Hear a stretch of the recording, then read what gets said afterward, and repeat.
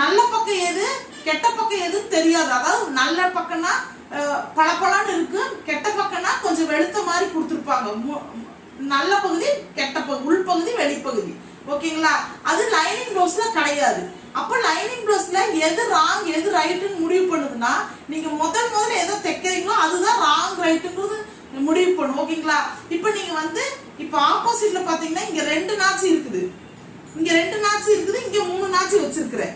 இப்ப இந்த நாச்சு வித்தியாசம் வச்சுதான் நம்ம எப்படி தைக்கிறோங்கிறது முடிவு பண்ணணும். ஓகேங்களா? இப்ப நீங்க வந்து இந்த ஒரு கையை வந்து தைச்சு முடிச்சு எடுத்து வச்சுட்டு இன்னொரு கை தைக்கிற போது நீங்க வாட்டு உங்க இஷ்டத்துக்கு நீங்க தைச்சிட்டு இருந்தீங்கன்னா 2 கையுமே இந்த நாச்சு ஃப்ரண்ட் பக்கம் வந்துடும்.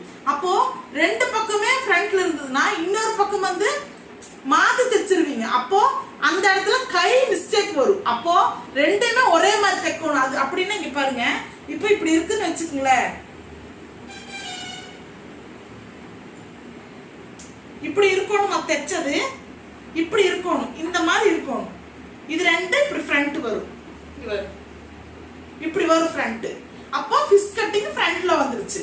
அப்போ தப்பே வராது. இப்ப நான் போட்டிருக்கிற பிளவுஸ்ல ஒரு சின்ன சுருக்கம் கூட இருக்காது வருது. ஏன்னா நான் வெறும் கையில மட்டும் தான் கொடுத்துருக்குறேன், உடம்புல கொடுக்கல. ஸ்டிச்சிங் கரெக்டா பண்ணிருக்கிறேன். இதுக்காக தான் நான் இவ்வளவு தூரம் சொல்றேன். இப்ப எப்படி நீங்க ஸ்டிச் பண்ணணுங்கிற சொல்லிடுறேன்.